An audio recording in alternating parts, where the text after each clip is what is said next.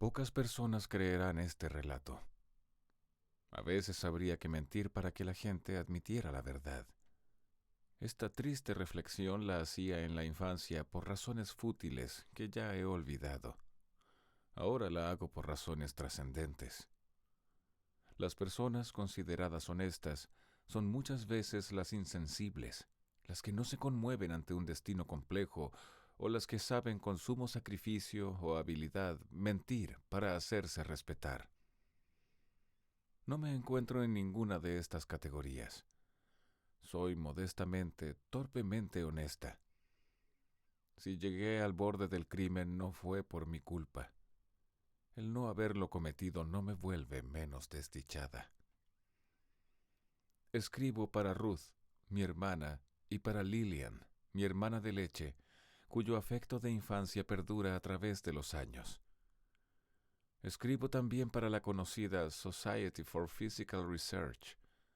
Tal vez algo en las siguientes páginas pueda interesarle, pues investiga los hechos sobrenaturales. El primer presidente de esta sociedad, el profesor Henry Sidgwick, fue uno de los mejores amigos de mi abuelo.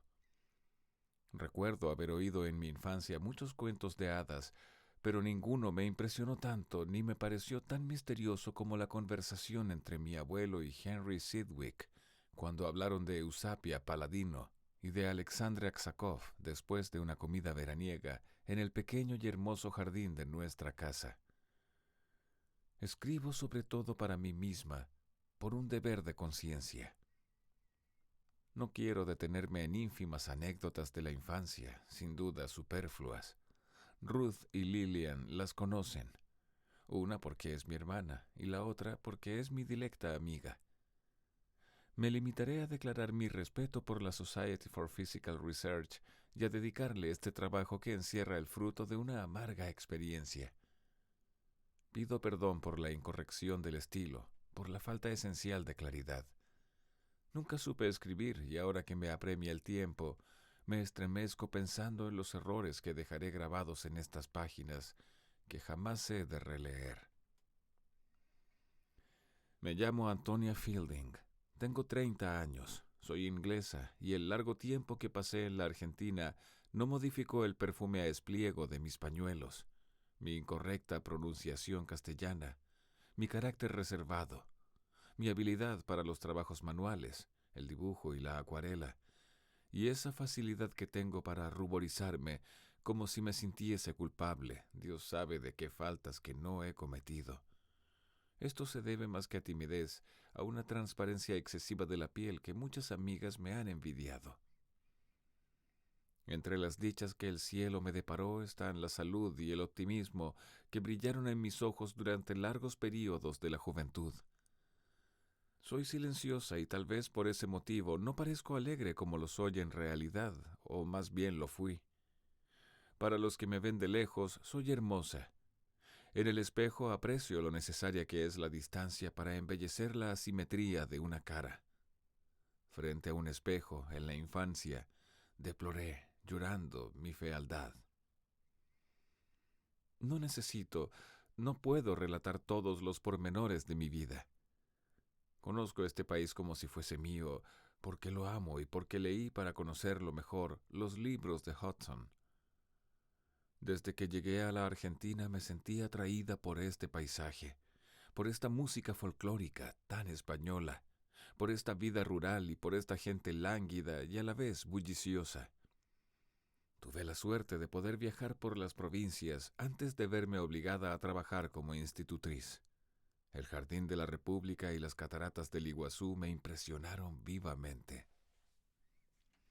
No sufrí por mi difícil situación pecuniaria, ni por mi trabajo, que al principio me pareció, debo confesarlo, altamente romántico. He amado siempre a los niños, no con un sentimiento maternal, sino más bien con un sentimiento amistoso, como si tuviéramos yo y los niños la misma edad y los mismos gustos. El primer día que desempeñé mi puesto de institutriz pensé con alegría que la vida me premiaba, obligándome de un modo inesperado a educar a niñas de acuerdo con mis íntimos ideales. No suponía que los niños fueran capaces de infligir desilusiones más amargas que las personas mayores. No contaré las distintas etapas de mi vida de institutriz. Tal vez demasiado desilusionada y sin embargo con la misma timidez, llegué a esta casa desde cuyas ventanas estrechas y altas diviso la Plaza San Martín, con su monumento. Aquí, en esta casa de la calle Esmeralda, escribo estas líneas que tendrán que ser las últimas. Recuerdo como si fuese hoy la calurosa mañana de diciembre, brillando sobre el llamador de bronce, en forma de mano. Aquel día yo había estrenado un vestido floreado que me daba felicidad, esa felicidad exagerada que sentimos las mujeres ante una prenda que nos embellece. Hacía tiempo que deseaba tener un vestido de ese color, celeste turquesa, con esas mismas flores que me recordaban a la vez un jardín y una taza de té en el día de mi cumpleaños. La súbita aparición del llamador en la puerta de calle oscureció por un instante mi alegría. En los objetos leemos el porvenir de nuestras desdichas. La mano de bronce, con una víbora enroscada en su puño acanalado, era imperiosa y brillaba como una alhaja sobre la madera de la puerta. Un portero con levita verde me llevó hasta el ascensor. Yo estaba nerviosa porque no sabía o suponía no saber pronunciar un nombre y un apellido que ahora me parecen familiares, el nombre de la dueña de casa.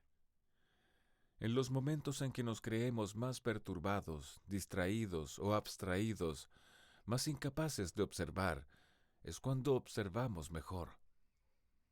Cuando murió mi padre, entre mis lágrimas, descubrí la forma verdadera de sus cejas y un lunar que oscurecía la parte inferior de su mandíbula.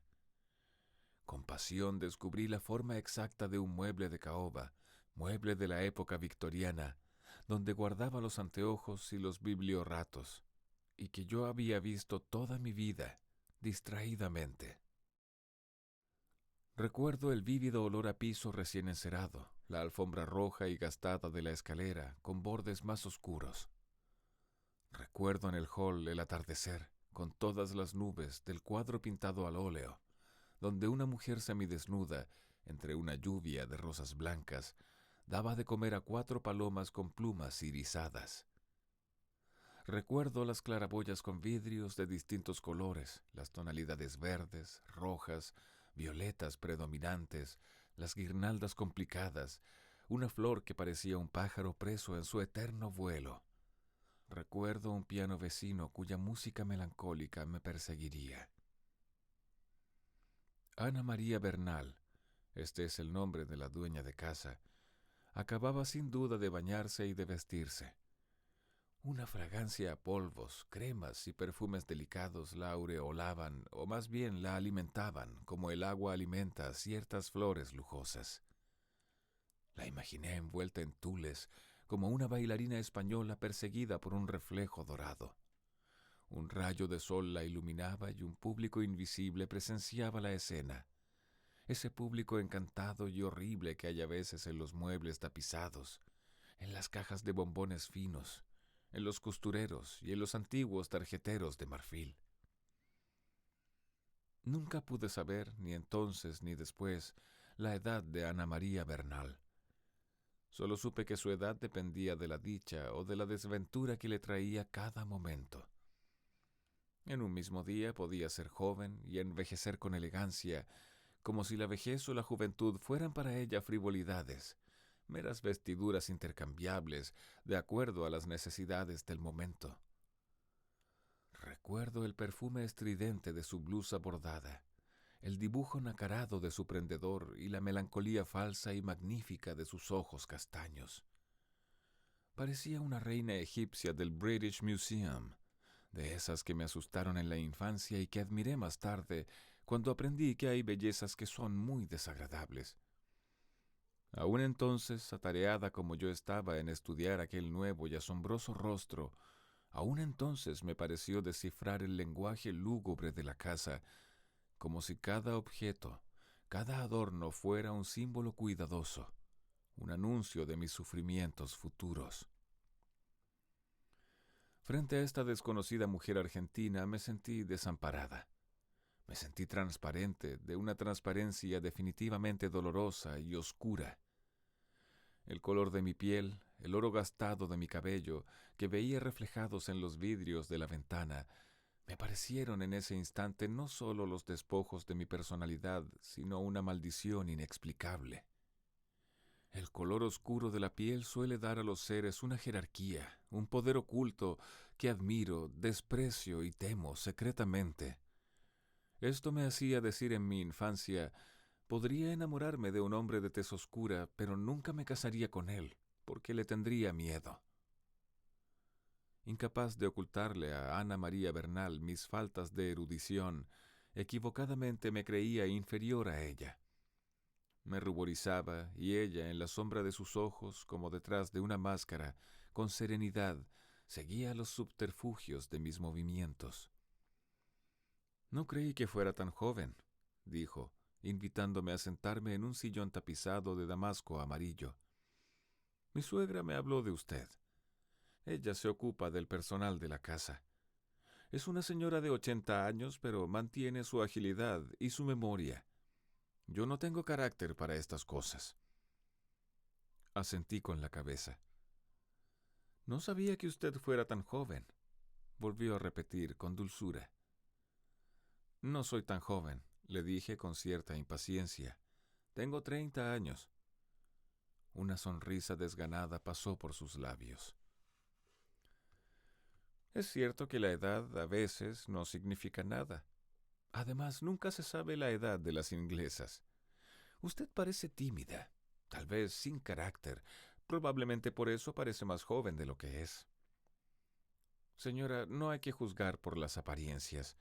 Yo he sido como una madre con mis hermanos.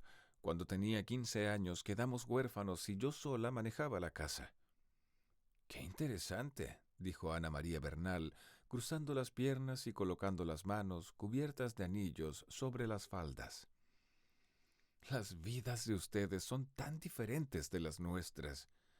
Estoy segura de que la vida de usted debe ser como una novela muy romántica, como las novelas de Henry James». ¿Henry James o Francis James? Los confundo siempre. Nada asoma al exterior. Parece una niña tímida, sin experiencia y sin carácter. Ana María suspiró suavemente. «Le recomiendo que tenga mucha seriedad con mi hija. No le dé confianza. Sea severa con ella. Porfiria es hija del rigor. ¿Sabe usted lo que es ser hija del rigor? Es voluntariosa. Este año no la mandaremos al colegio porque tuvo una pleuresía y está delicada de salud. Usted tendrá que educarla e instruirla, entreteniéndola. Cuando estemos en el borde del mar, usted sabe que veraneamos en el mar, sus baños no pasarán de 5 minutos. Con el reloj y la toalla en la mano tendrá usted que esperarla en la orilla, como hacía mi abuela con mi madre cuando mi madre era chica. Mi hija debe alimentarse bien y comer lentamente. Lo ha dicho el médico. Tiene que masticar mucho. Espero que usted se haga obedecer y que no tenga debilidades con ella». En una hoja de bloc, Ana María Bernal anotó con un lápiz el régimen alimenticio de Porfiria y luego me lo entregó con un ademán grosero, mascando las sílabas de su última frase. «No le dé chocolate, aunque se lo pida». Cuando Porfiria Bernal vino a saludarme, me asombró lo diferente que era de la imagen que yo me había formado de ella. Su nombre, que me recordaba una apasionada poesía de Byron, y la conversación que yo había tenido con su madre habían formado en mí una imagen resplandeciente y muy distinta. Pálida y delgada, con modestia se acercó para que le besara la frente. Porfiria no era hermosa, no se parecía a su madre, pero hay una belleza casi oculta en los seres que presentimos difícilmente si no somos bastante sutiles. Una belleza que aparece y desaparece y que los vuelve más atrayentes. Porfiria tenía esa modesta y recatada belleza que vemos en algunos cuadros de Botticelli, y esa apariencia de sumisión que me engañó tanto en el primer momento. Me parece que esta casa es la morada de todos mis recuerdos. El infierno debe de ser menos minucioso, menos estrictamente atormentador en la elaboración de sus detalles. Podría describir los ruidos uno por uno, las comidas, la luz esencial de los silencios y de las ventanas. Podría describir el día de cada semana con un cielo adecuado. Podría enumerar los cuadros, las fotografías, las manchas de humedad de ciertos cuartos. Podría enumerar las estatuitas de porcelana con grupos de gatos y las miniaturas con retratos de antepasados. Podría repetir las lecciones, los dictados, las lecturas que le infligía a Porfiria los lunes, jueves y sábados por la mañana. Podré morir, tal vez, sin lograr extinguir en mi memoria la precisión punzante y extraña de estos recuerdos. La vida me asusta, y sin embargo ese árbol que veo desde mi ventana me llama y aún me cautiva con sus ramas verdes. Quisiera ser aún la mujer que he sido. La Plaza San Martín es alegre. Tiene plantas tropicales y un monumento grande, negro y rosado. ¿No respiraré otra vez el olor vernacular de sus tumbergias? ¿No volveré a descubrir esa intimidad argentina en sus bancos debajo de los gomeros? ¿Quién podrá creer en mi inocencia? ¿Qué hacer para seguir viviendo la humilde felicidad que tengo todavía de ser como soy? El hermano de Porfiria se llamaba Miguel. 5 años mayor que ella, este adolescente era de una extraordinaria belleza. De piel oscura, de rasgos perfectos, de ojos negros que brillaban sin melancolía. Una suave sonrisa contradecía la dureza de la mirada, iluminaba a veces la cara. Una sonrisa cruel la ensombrecía otras veces. Su cabello, como las plantas, crecía apasionadamente. Porfiria, vuelvo a repetir, no era única hija y sin embargo su padre la mimaba como si lo fuera. Mario Bernal era un hombre tranquilo y bondadoso y sentía por su hija una ternura casi maternal. Una ternura parecida a la que sentía por su madre, que lo admiraba y que siempre lo había preferido. Hice cuanto pude por mejorar la educación de Porfiria. Leí mucha geografía, mucha historia. Debo confesar que había olvidado casi todas las fechas y los acontecimientos históricos importantes. Mi padre siempre decía, enseñar es la mejor, tal vez la única manera de aprender.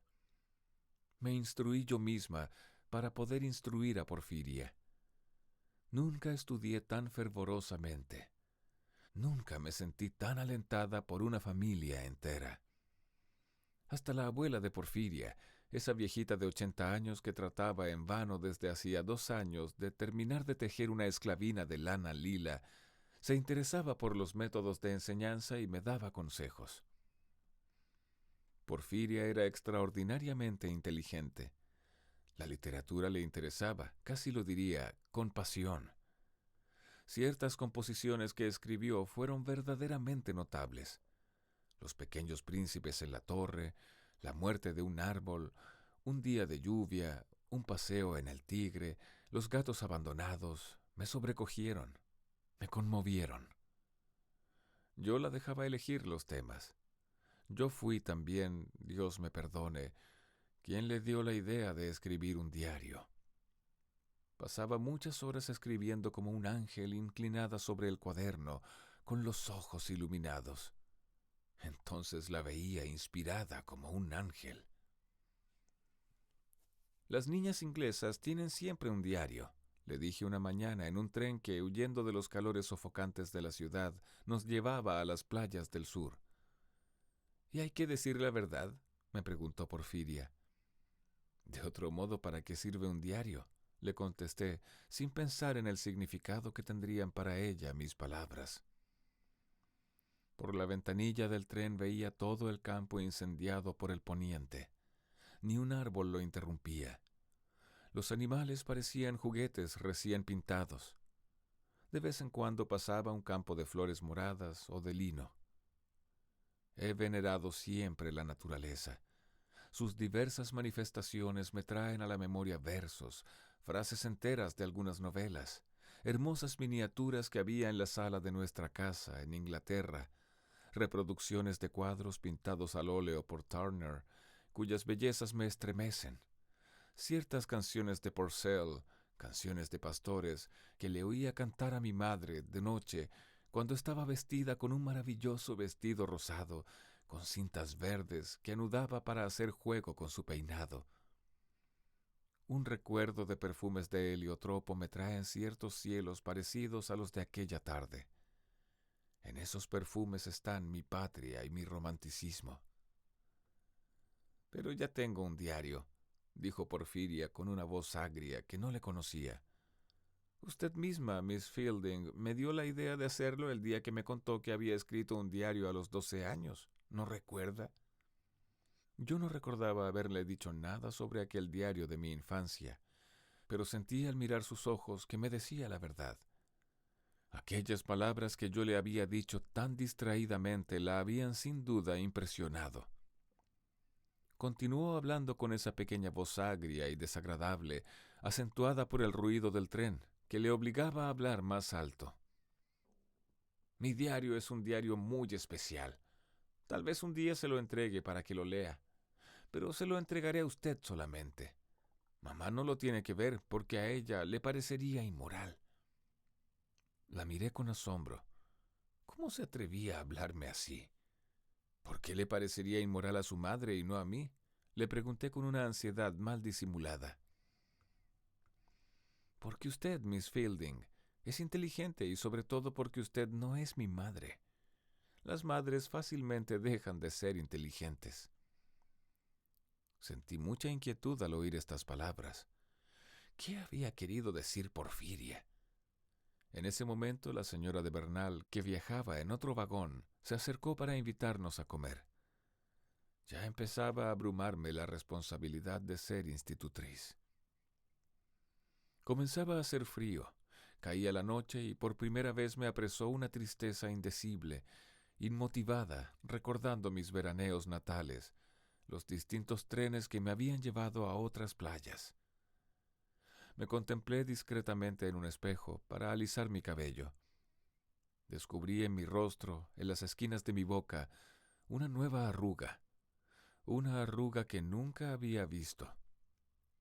Porfiria se apoyaba contra mí, me tomaba del brazo, hacía el ademán de besarme. Me parecía que un secreto ya nos unía, un secreto peligroso, indisoluble, inevitable. Durante muchos meses, Porfiria me amenazó con la lectura de su diario. De tiempo en tiempo me recordaba la urgencia que ella sentía porque yo lo leyera, pero al ver mi indiferencia tal vez se cansó de insistir. Pasó el invierno y luego la primavera. Llegó el verano. Entonces Porfiria logró, con 1000 artimañas, hablarme otra vez del diario. Sabía que el asunto me desagradaba. Quería vencer mi repugnancia. Estábamos en el mes de septiembre de 1930. Tardé unos días en abrir el diario que Porfiria me había entregado y en recorrer superficialmente las páginas. Me repugnaba la idea de leerlo. Me parecía, vuelvo a repetir, que ese diario podía herirnos, que era una especie de vínculo secreto, un objeto clandestino que me traería disgustos. Pero Porfiria insistió tanto que no pude rehusarme por más tiempo. ¿A qué abismos del alma infantil, a qué infierno cándido de perversión habían de llevarme estas páginas cuya trémula escritura, en tinta verde, trataba de imitar la mía? Qué lejos estaba yo de imaginar la verdad. No puedo detenerme en los pormenores de este relato. Mis recursos literarios son nulos. Sospecho que las palabras que he escrito no me proporcionarán siquiera un desahogo, sino un profundo sufrimiento. Porfiria fue mi primera, mi última discípula. Fue la única por quien tuve un afecto verdadero, por quien sufrí como una madre puede sufrir por una hija, por quien padecí las perturbaciones más hondas que habrá sufrido una persona adulta por una niña. La verdad es que esta criatura influyó sobre mí como solo puede influir una amiga aviesa.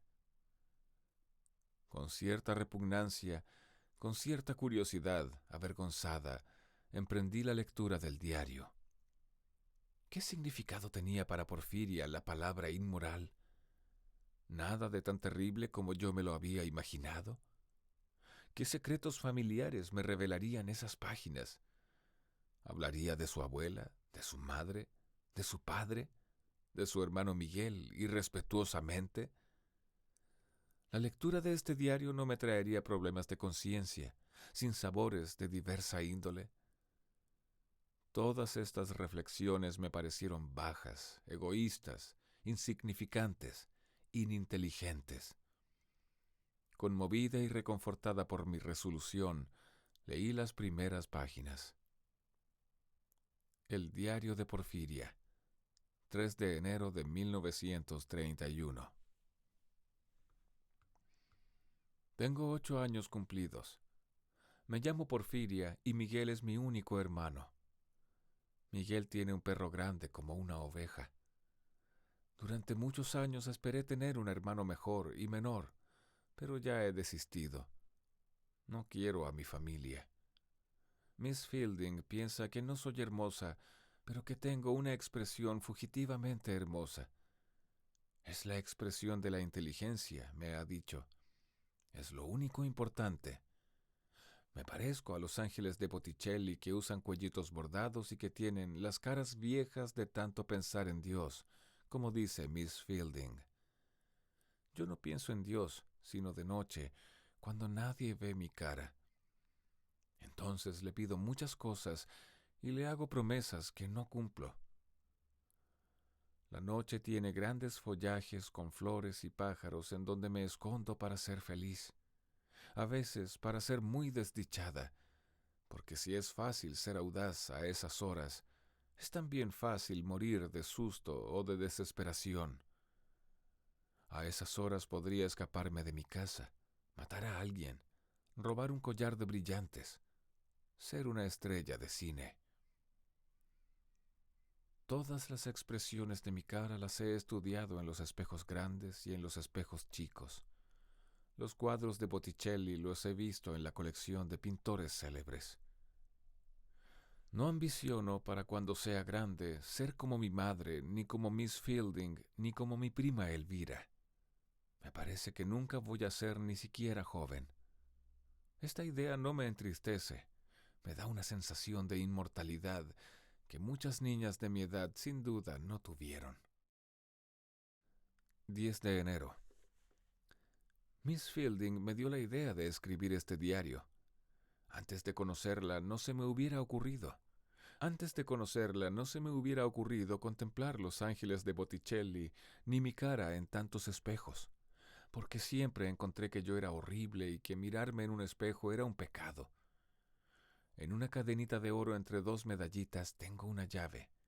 Es la llave del cajón donde guardo mi diario. El cajón y la llave despiertan la curiosidad de los sirvientes y de mi madre, que es astuta. Ella sola, Miss Fielding, podrá leer estas páginas y tal vez Miguel, que sabe ortografía. Porfiria Bernal es mi nombre. Me asombra, me contraría continuamente, me cambia el color de los ojos, la forma de la boca y de los brazos, y hasta el afecto que siento por mi madre. Mi madre.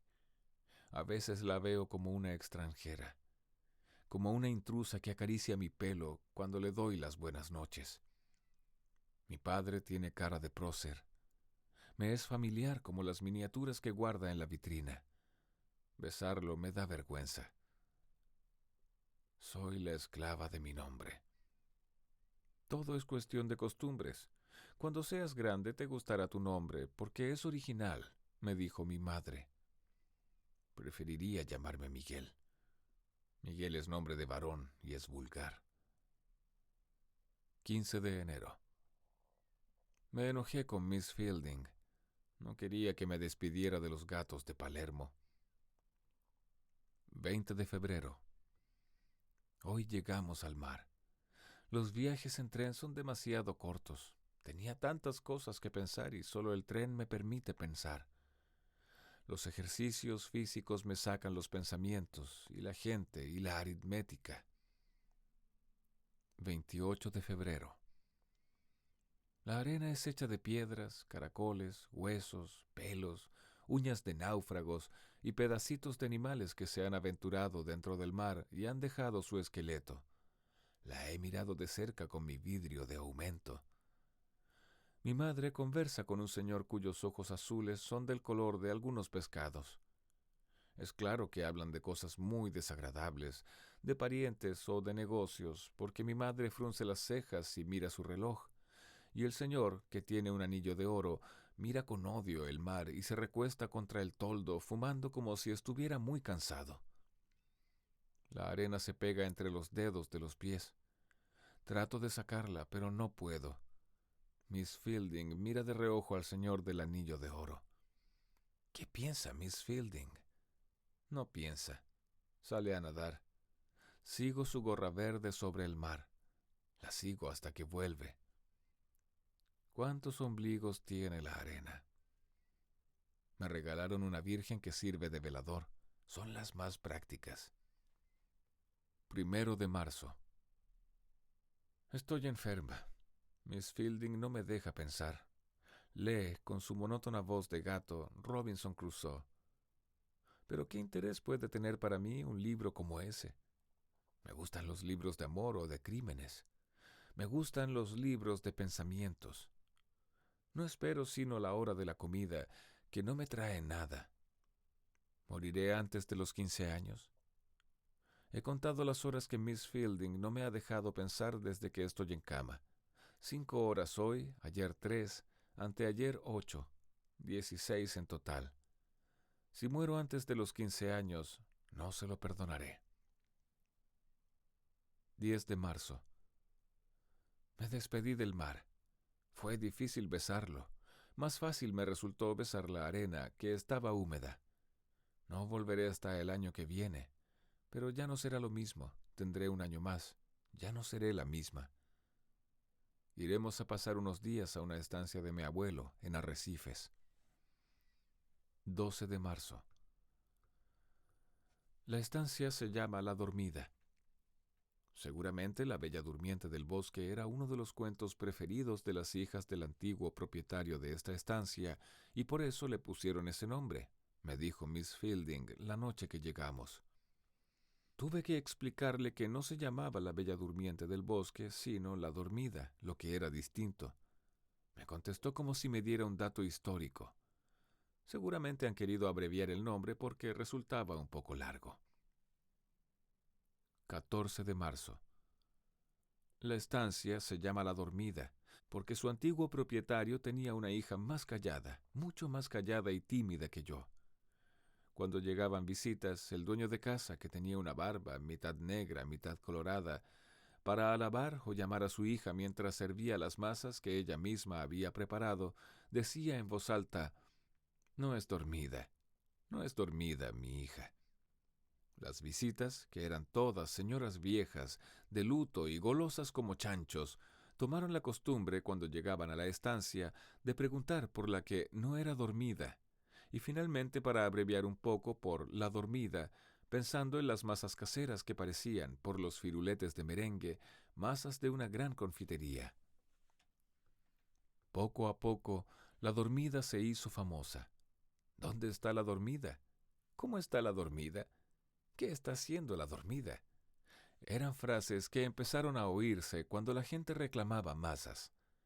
La estancia acabó por llamarse La Dormida. Pero ahora no hay nadie que pueda convencer a Miss Fielding de que la Bella Durmiente del Bosque no fue responsable de ese nombre. 15 de marzo. Miss Fielding aprendió en un día a andar a caballo. Todo el mundo la felicitó.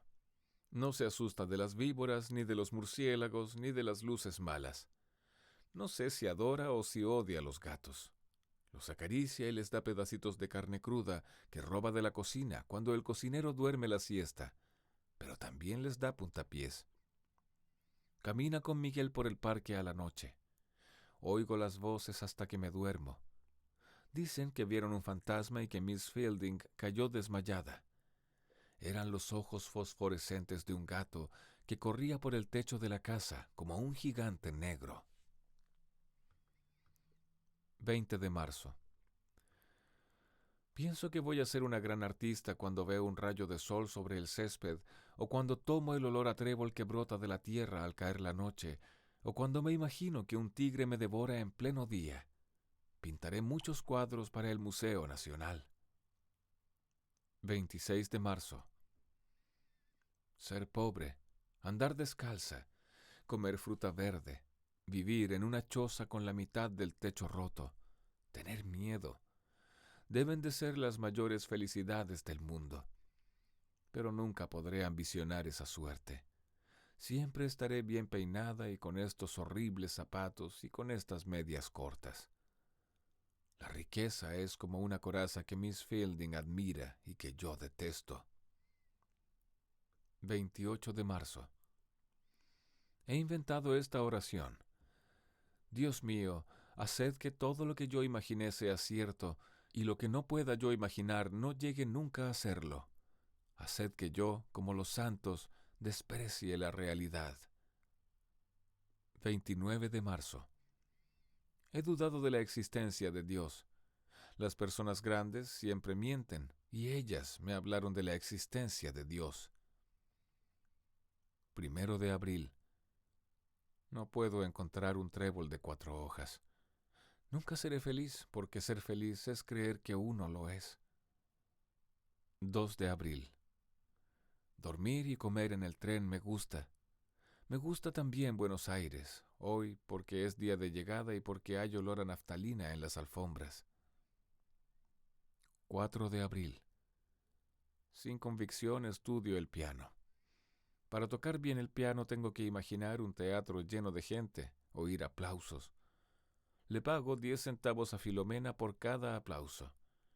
En la salita de esta casa, cuando hay una visita, mi madre me pide que toque Au Couvent de Borodin, pero detesto esa visita y detestaría cualquier teatro con semejante público. Para no llorar tengo que imaginar que estoy en un jardín con rosales y sauces y que un joven descalzo y muy pobre me lleva de la mano. Entonces la música se abre como un sendero para dejarnos pasar y el teclado se vuelve invisible. 20 de mayo. Pablo Lerena comió anoche en casa. Es un primo segundo de mi padre. Hasta los 20 años vivió en Europa. Es lo único que sé de él. Me saludó agachando la cabeza perfumada. Apenas le contesté. Me había caído de la escalera y me dolía la rodilla. 21 de mayo. Sobre las rosas, en los floreros de la sala, recordando mi infancia, lloré como si fuera grande. A las 6 de la tarde no había nadie en la casa. Un silencio intimidante, como el de una presencia, se internaba por las habitaciones. Los corredores oscuros me llevaron al cuarto de Miss Fielding. Me detuve un instante antes de abrir el cajón de la mesa de luz. Encontré un paquete de cartas atado con una cinta. Sabía de quién eran esas cartas. Un frasquito de perfume, un lápiz y una caja de fósforos. Desaté la cinta. Leí las cartas una por una. A medida que las iba leyendo, las guardaba en un bolsillo para no releer las que ya había leído. Oí un ruido en la puerta de calle. Con la cinta rápidamente até las cartas. Una quedó en mi bolsillo. La conozco de memoria. 22 de mayo. Miss Fielding sabe que le falta una carta. Sabe que yo se la robé y que se la mostré a Miguel. Son cartas comprometedoras, diría mi madre. Lloré con la cabeza escondida entre las faldas de Miss Fielding. Me perdonó porque es inteligente. Se lo conté a mi madre. 27 de mayo. Rosa, Fernanda y Marcelina son mis mejores amigas. Soy admirada por la primera, dominada por la segunda, ignorada por la tercera que toca muy bien el piano y que anda como un mono en bicicleta.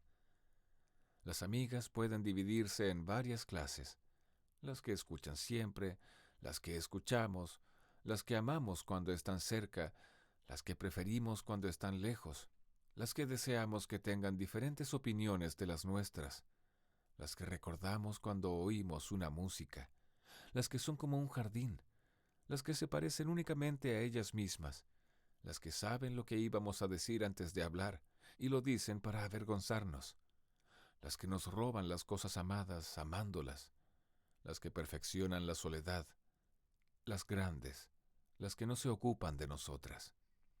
Rosa, Fernanda y Marcelina no son en realidad mis mejores amigas. Es solo en algunas composiciones que lo digo, como por ejemplo en la composición titulada Un paseo en el Tigre. 4 de junio. Pablo Lerena come casi todas las noches en casa. Tiene un negocio a medias con mi padre. Después de comer, Miss Fielding y mi madre hacen solitarios, mientras mi padre y Pablo Lerena conversan envueltos en el humo espeso de los cigarros. Mi abuela teje una esclavina. Teje como una tortuga con manos de araña. Oye todo lo que nadie alcanza a oír, pero no oye nada de lo que todo el mundo oye. A veces parece disfrazada. A veces parece disfrazada, sobre todo en invierno, porque se abriga mucho cuando va a misa. Miss Fielding cree que me burlo de ella. No es mi culpa. Es tan distinta de todo el mundo, con sus ojos de gato de Angora y con su voz llorona. 20 de junio. Veo muy poco a mi padre, o más bien, lo miro muy poco. Ayer descubrí que tenía los ojos verdes y la nariz aguileña. Tener siempre cerca a las personas las aleja. Conozco pedacitos de mi madre, conozco sus muñecas, el espesor de su peinado y el lugar que ocupa una de sus ondas preferidas, el crujido de sus pasos, la sonoridad de su risa. Pero a Pablo Lerena lo conozco de arriba a abajo y no como un busto como la conozco a mi abuela. Lo conozco todo entero como en un gran espejo. 21 de julio. Fui a Palermo con Miss Fielding. Llevamos carne cruda para los gatos. Cerca del lago donde alquilan las bicicletas, nos sentamos para mirarlos comer. Ronroneaban, se frotaban contra mí. De pronto Miss Fielding se puso a temblar. Su cara se transformó. Parecía horrible, un verdadero gato. Se lo dije y me cubrió de arañazos. Con la cara sangrando llegué a casa. 23 de julio. Me escondí en el rellano de la escalera. No veía, pero oía todo lo que decían. Miss Fielding hablaba con Miguel. Parecía que lloraba. Hablaban mal de mí. Cantaban los pájaros de las jaulas en el balcón como si se besaran. En la claridad de la pared veía agitarse las sombras como las figuras de una linterna mágica. 30 de julio. Es mi cumpleaños. Mi padre me regaló una pulsera de oro fina, Miss Fielding un libro, mi madre un monedero, mi abuela 100 pesos. Pablo Lerena no sabía que era mi santo y cuando vio el postre con mi nombre y con las velitas encendidas sobre la mesa en medio de la comida, se levantó para besarme.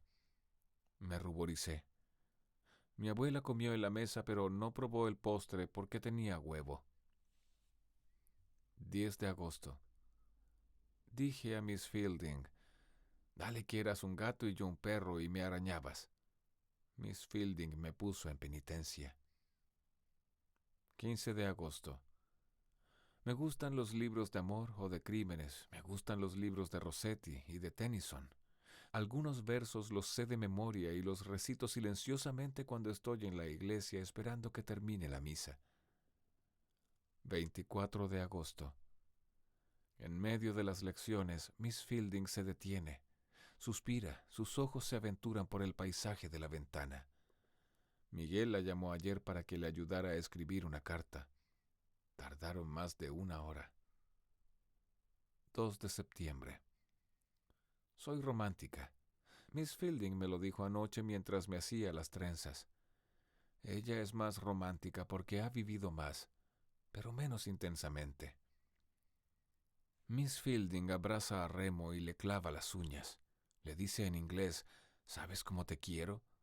Remo no comprende el inglés, pero sabe que Miss Fielding es idéntica a un gato y no la quiere y baja las orejas. 29 de septiembre. Miss Fielding me ve tal vez como a un demonio. Siente un horror profundo por mí y es porque empieza a comprender el significado de este diario, donde tendrá que seguir ruborizándose, dócil, obedeciendo al destino que yo le infligiré, con un temor que no siento por nada ni por nadie. 5 de octubre. Roberto Cárdenas vino a comer por primera vez esta noche. Enseguida reconocí al señor, con los ojos azules, que había visto durante el verano, en la playa, conversando con mi madre. Me saludó con amabilidad. Yo apenas le contesté. Miss Fielding se ruborizó violentamente. Remo, el perro de Miguel, murió en un accidente.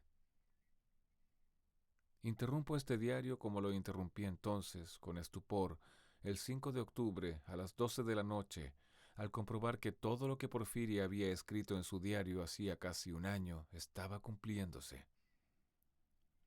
Roberto Cárdenas había venido a comer esa noche por primera vez, y ahí tenía, ante mis ojos, la fecha increíble, 5 de octubre, escrita sobre la página del diario como un testimonio mágico, infernal.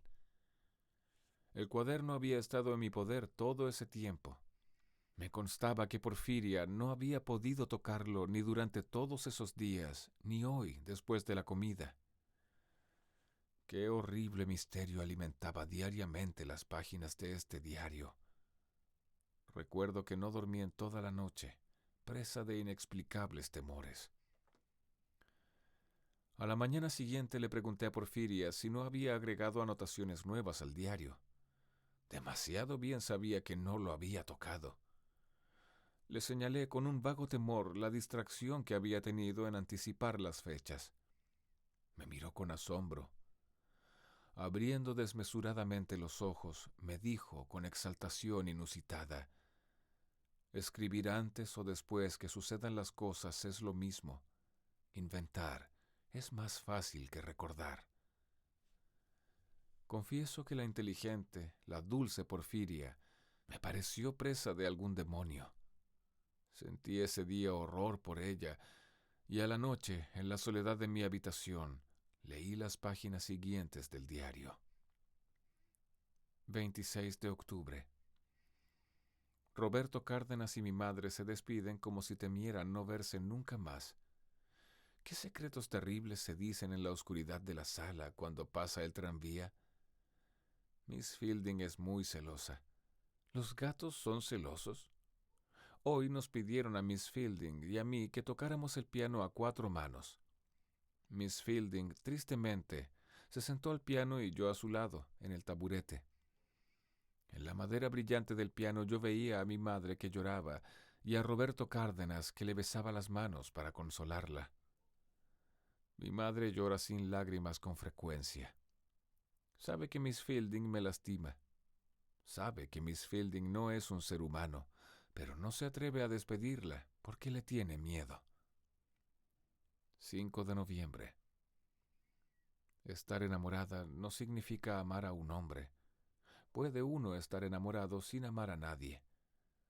Una fotografía, una puesta de sol, un perfume, un ángel o una música bastan. 20 de noviembre. Quisiera ser pruebista, vestirme con un traje verde y brillante. Un pruebista se parece mucho a un ángel. Cuando salta en los trapecios, otro ángel lo recibe en sus brazos. 4 de diciembre. Tengo un presentimiento. Nuestro fin se acerca. Algunas personas tienen caras de criminales cuando se les acerca la muerte. Inconscientemente adoptan la cara que imaginan que tiene la muerte. Ayer hablamos con Miss Fielding de la muerte, del suicidio, del crimen. No son conversaciones para tener con niños. 5 de diciembre.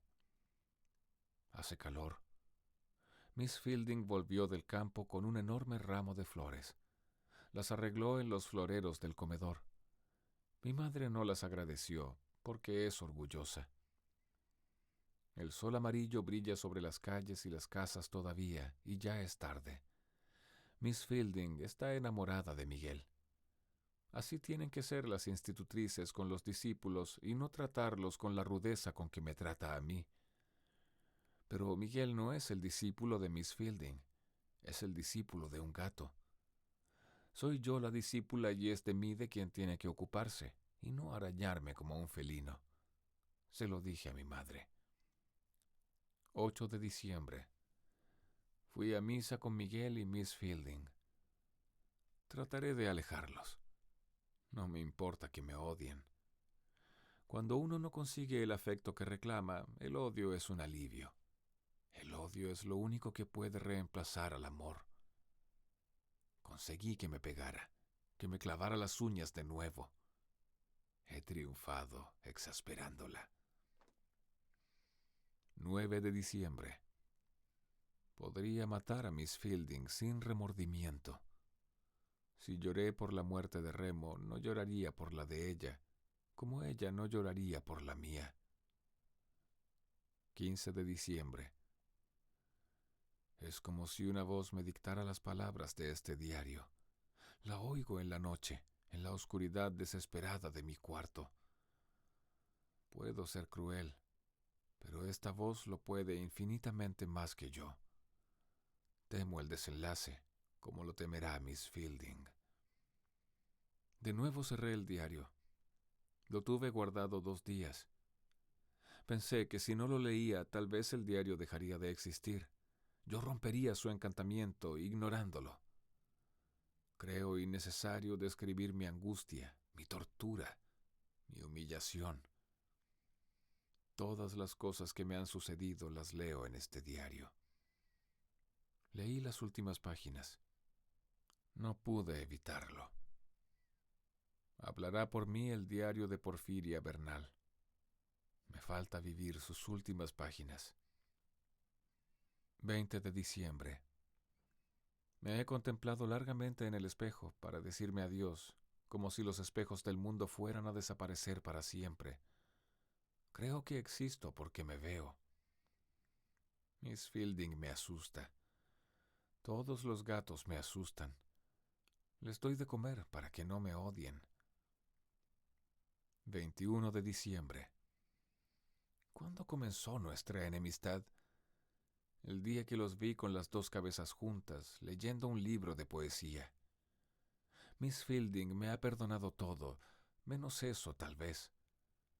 Me guarda el rencor de los gatos por los perros o de los malos discípulos por sus maestros.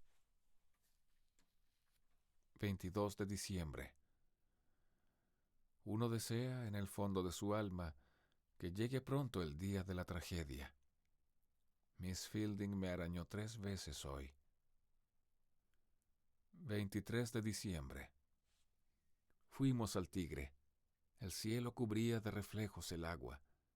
La canoa verde se deslizaba silenciosa. Por un instante nos olvidamos de todo. Almorzamos debajo de los sauces. A las 5 de la tarde, Miss Fielding me miró con horror. ¿Qué había visto? La sombra de un gato. Cuando las personas están por transformarse, ven una sombra que las persigue, que les anuncia el porvenir. 24 de diciembre. Miss Fielding me regaló un libro. Yo le regalé un gato de porcelana. Subimos a la azotea con Miss Fielding, como siempre lo hacemos cuando llegan los días calurosos. La baranda es endeble. La altura de una casa de 4 pisos no puede dar vértigo a nadie. Miss Fielding dice que siente vértigo en cualquier parte donde se encuentra, desde una altura grande o pequeña. Sin embargo, cuando estábamos en el campo, se subía al molino. «Deme la mano», me dijo al pasar por la parte más angosta de la escalerita. Tenía las manos heladas y temblaba.